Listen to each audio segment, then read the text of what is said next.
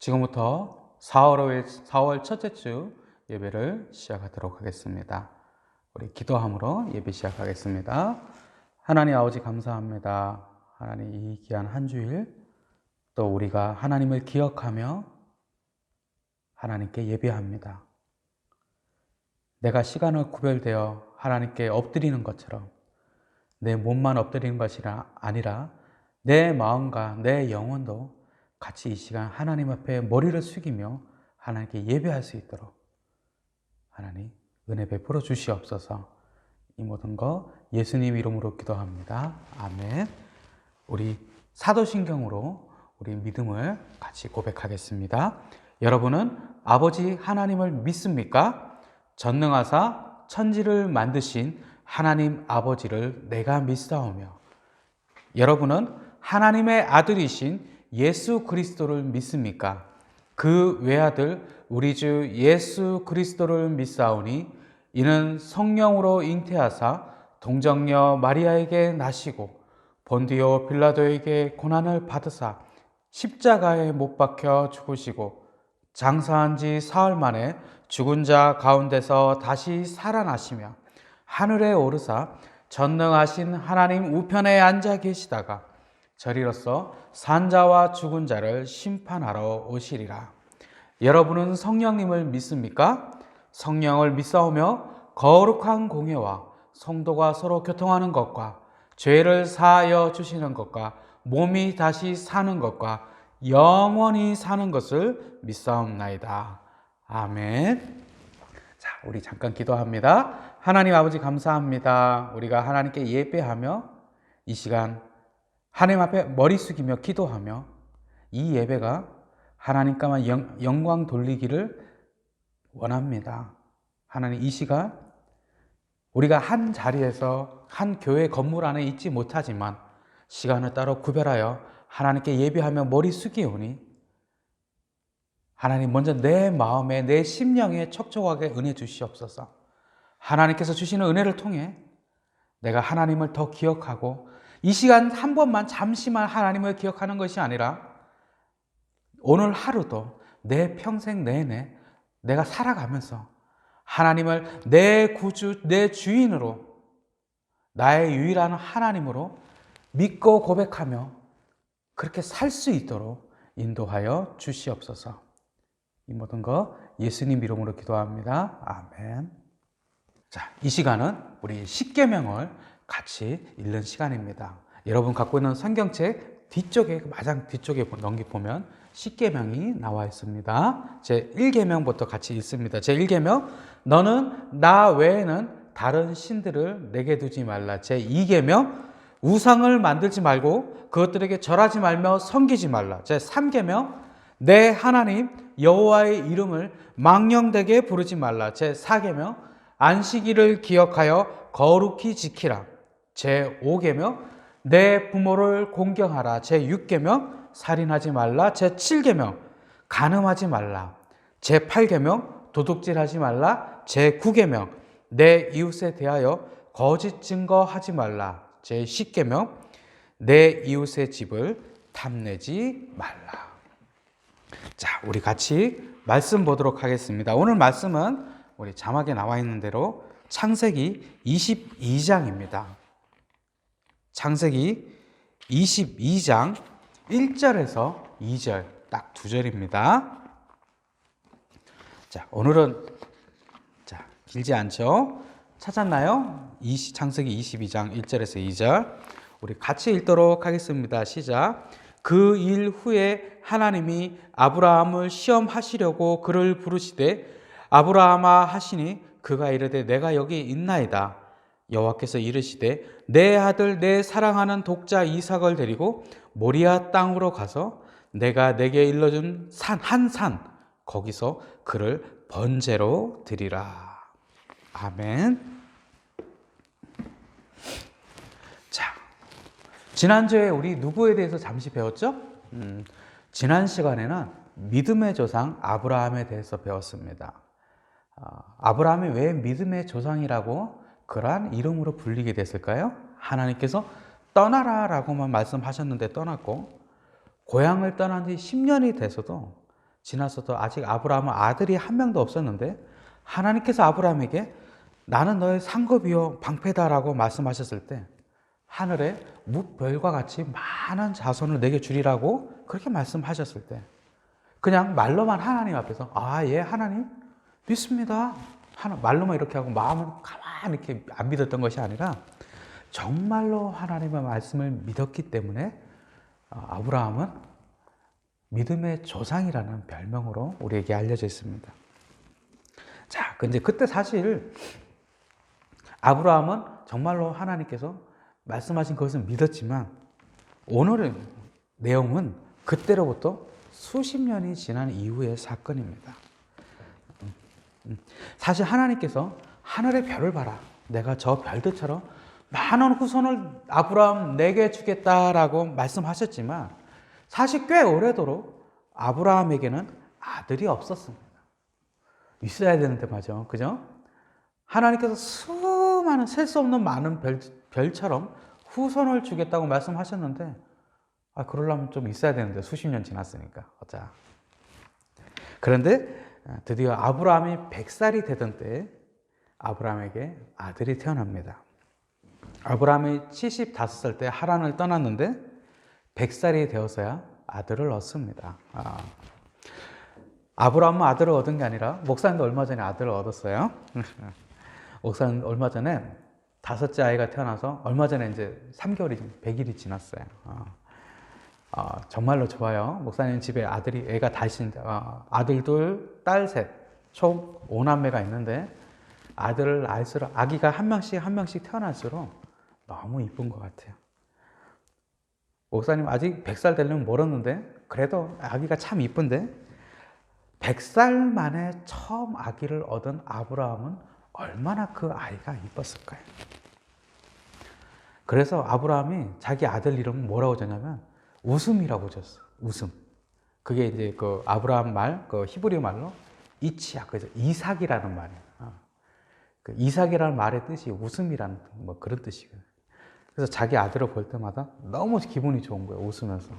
그래서 이름도 이삭이라고 웃음이라고 짓고 하나님은 정말로 약속을 지키시는 분이시구나라고 아브라함은 생각을 했을 거예요. 그런데 하나님께서 어느 날 오늘 우리가 읽은 말씀처럼 이상한 명령을 아브라함에게 하시는 거예요. 바로 아브라함이 그렇게 아끼는 이삭을 제물로 하나님께 제사 드리라는 명령이에요. 아브라함은 얼마나 놀라고 당황했을 거예요. 아니 우리 집에 소나 양이나 다른 것이 얼마나 많은데 왜 하필 내가 가장 아끼는 내 아들 이삭을 제물로 제사를 드리라니 말도 안 돼 라고 아브라함은 생각을 했을 겁니다. 아마 하나님께서 이 말씀을 하셨을 때 그날 아브라함은 밤에 잠도 제대로 안 왔을 거예요. 그런데 다음 날이 되자 아브라함은 2명의 종에게 제사에 쓸 장작을 치게 하고 아들 이삭과 함께 하나님께서 말씀하신 그 장소로 갑니다. 3일 동안 가서 멀리 그 산이 보이자 산 아래에 도착해서 종들에게 말을 합니다. 나는 아들과 함께 하나님께 제사할 테니 너희들은 여기서 기다리거라. 아브라함은 그렇게 말을 하죠. 종들이 산 안에서 기다리는 동안 아브라함은 이삭을 데리고 나귀와 함께 올라가서 그 산으로 올라갑니다. 근데 이제 아브라함하고 올라가다 보니까 아들 이삭이 갑자기 이상한 거예요. 이삭이 벌써 나이가 좀 됐으니까 아버지가 제사하는 모습을 봤을 거 아니에요. 하나님께 제사하는 모습을 봤을 건데 이상해요. 하나님께 제사하려면 제물로 할 소나 양이 있어야 되는데 지금 그 소나 양을 하나님께 제사할 장작은 아버지 아브라함이 지고 가는데 그 정작 제사를 지낼 소나 양이 없는 거예요. 자기가 끌고 가야 되는데 자기가 지금 갖고 가는 게 아니거든요. 그래서 이삭이 아브라함에게 묻습니다. 아버지, 불과 나무는 있는데 번제할 어린 양은 어디 있습니까? 라고 이삭이 묻습니다. 그 말을 들은 아브라함은 얼마나 가슴이 아팠을 거예요. 하나님께서는 지금 하나뿐인 이 아들 이삭을 제물로 하라고 말씀하셨는데 자기가 제물이 돼야 하는지도 모르는 그 이삭이 자기에게 지금 아브라함에게 아버지, 재물이 어디 있습니까? 라고 묻고 있는 거예요.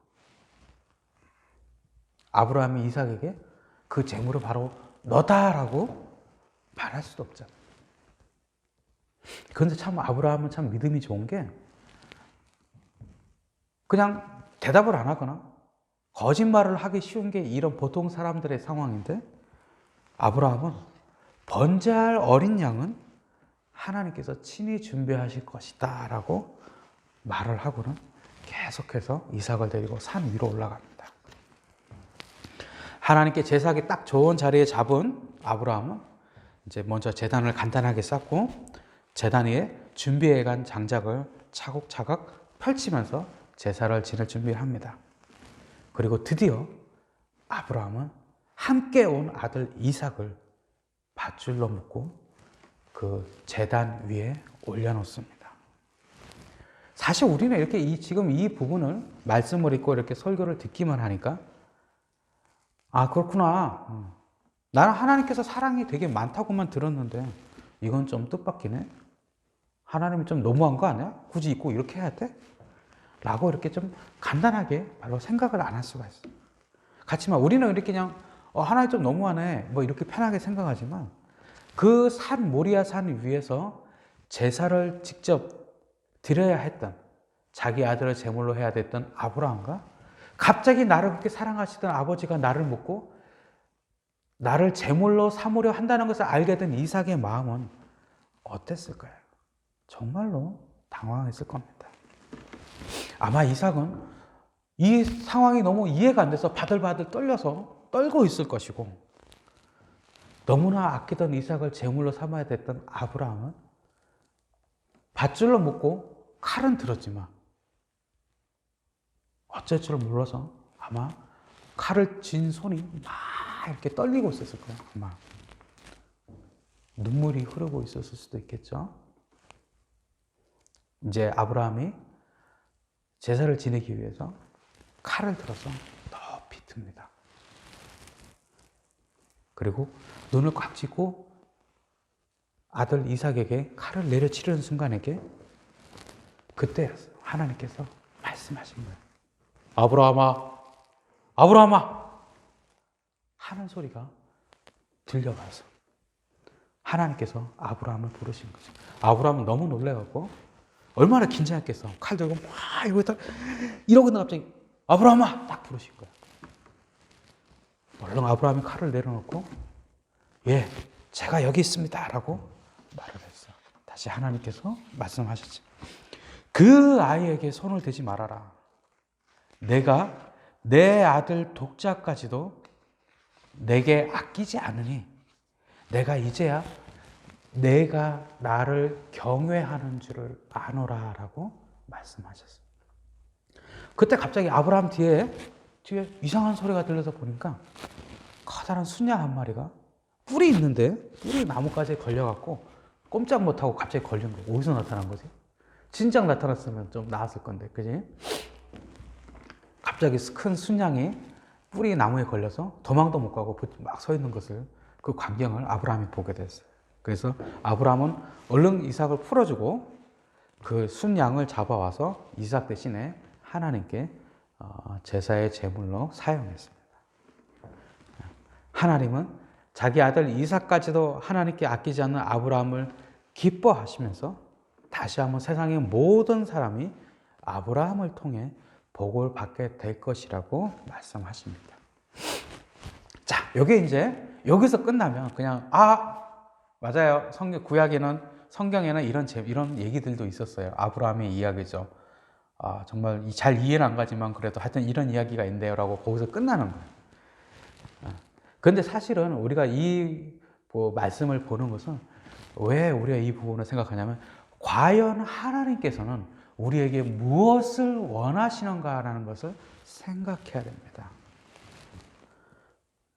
그러면 우리 역시 아브라함처럼 하나님께 이렇게 칭찬받기 위해서 나중에 우리가 결혼해서 아들을 낳으면 교회 올 때 아들을 꽁꽁 묶어갖고 데리고 와갖고 싫다고 엄마 싫어요 뭐 이런 아들을 데리고 와서 꽁꽁 묶어갖고 이렇게 하나님께 제사 드리는 흉내를 내야 되는 거예요.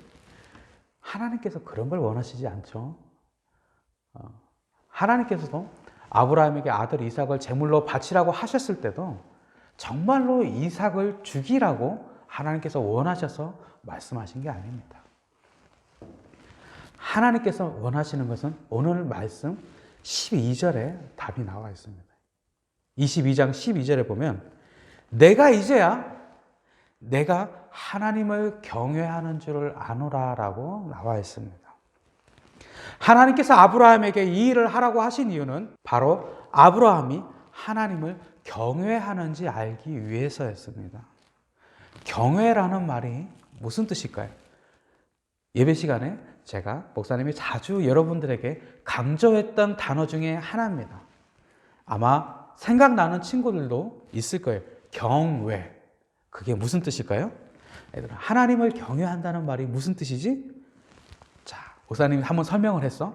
어려운 것 같지만 쉬워. 하나님을 경외한다는 말은 하나님을 내가 무서워하면서도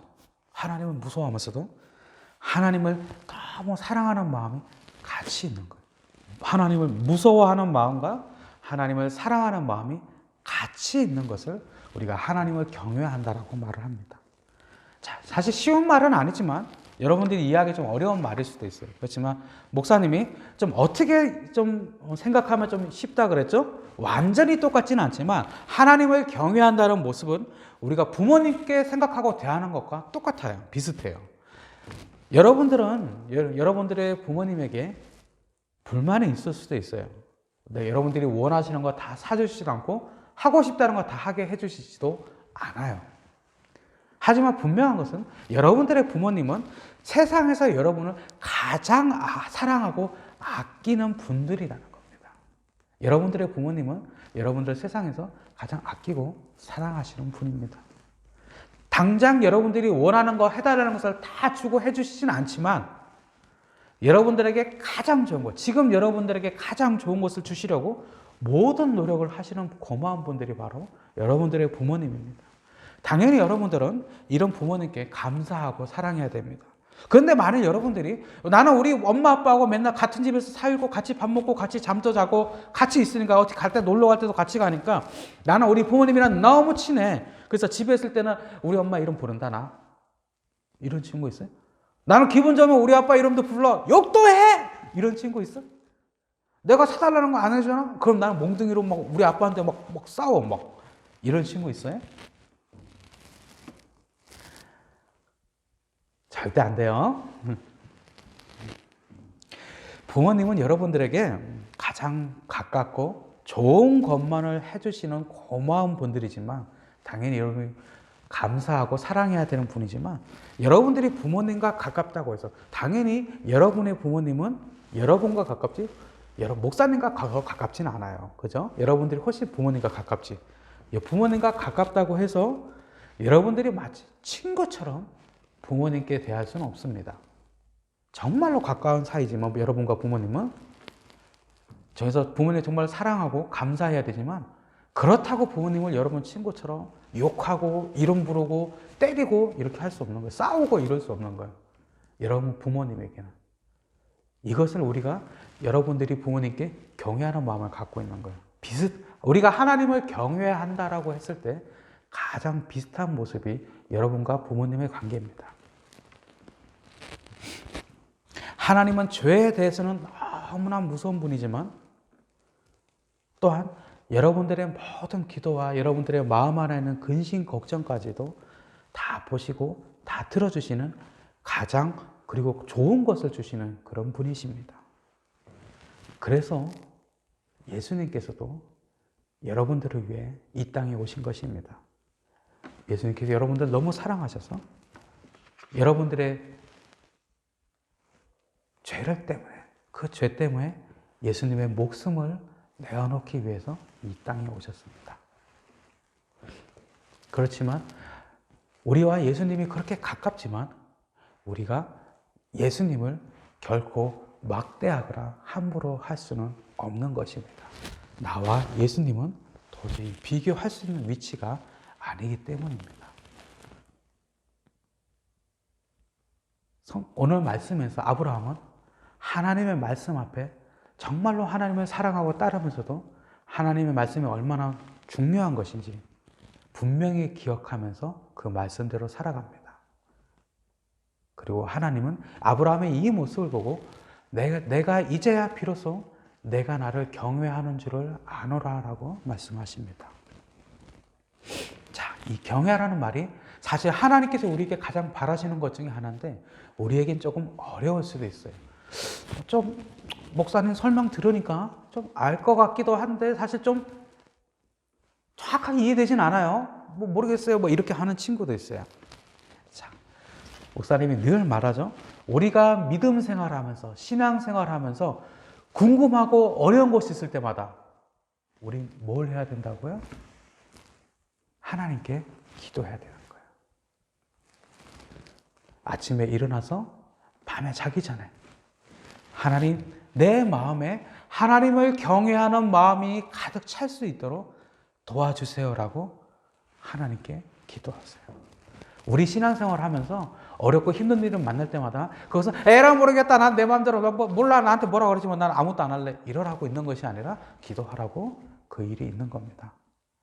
여러분들이 어릴 때든지 아니면 목사님처럼 어른이 되든지 훨씬 나이가 더 많든지 그 어느 때든지 믿음 생활하면서 신앙 생활하면서 어려운 일을 만날 때는 여러분들에게 절망하라고 낭망하라고 나타나는 것이 아니라 하나님께 기도하라고 있는 겁니다.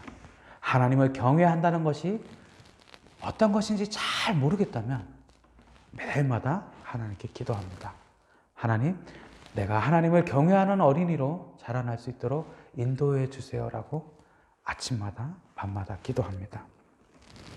여러분들이 그렇게 매일매일 하나님을 기억하며 기도할 때마다 여러분들의 마음속에는 하나님을 경외하는 마음이 하나님을 사랑하면서도 하나님의 말씀을 어렵게 여기는 그 마음이 함께 자라날 것입니다. 그리고 여러분들의 모습이 믿음의 조상 아브라함과 같은 모습으로 바뀌어지면서 하나님께 내가 이제야 하나님을 정말로 경외하는구나. 그래. 그런 하나님께 칭찬을 받을 수 있을 것입니다. 매일 밤마다 자기 전에 꼭 기도합니다.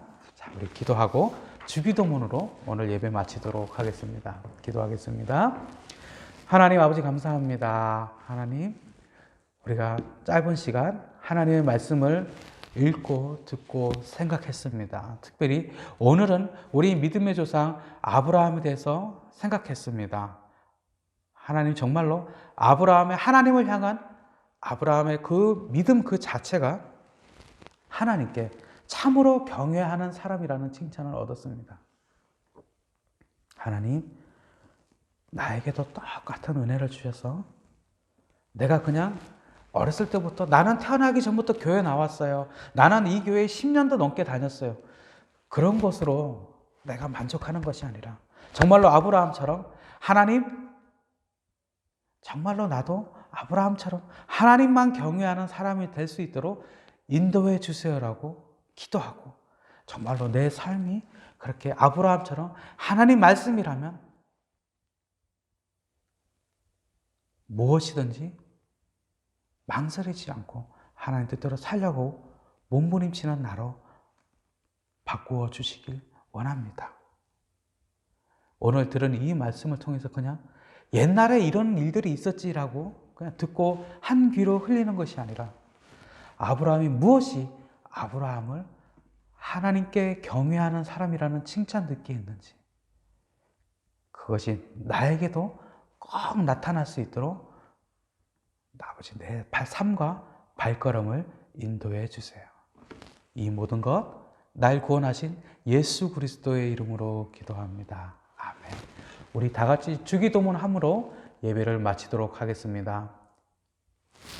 하늘에 계신 우리 아버지여, 이름이 거룩히 여김을 받으시오며 나라가 임하시오며 뜻이 하늘에서 이루어진 것 같이 땅에서도 이루어지이다. 오늘 우리에게 일용할 양식을 주시옵고 우리가 우리에게 죄 지은 자를 사하여 준 것 같이 우리 죄를 사하여 주시옵고 우리를 시험에 들게 하지 마시옵고 악에서 구하시옵소서. 나라와 권세와 영광이 아버지께 영원히 있사옵나이다. 아멘. 예배를 마쳤습니다.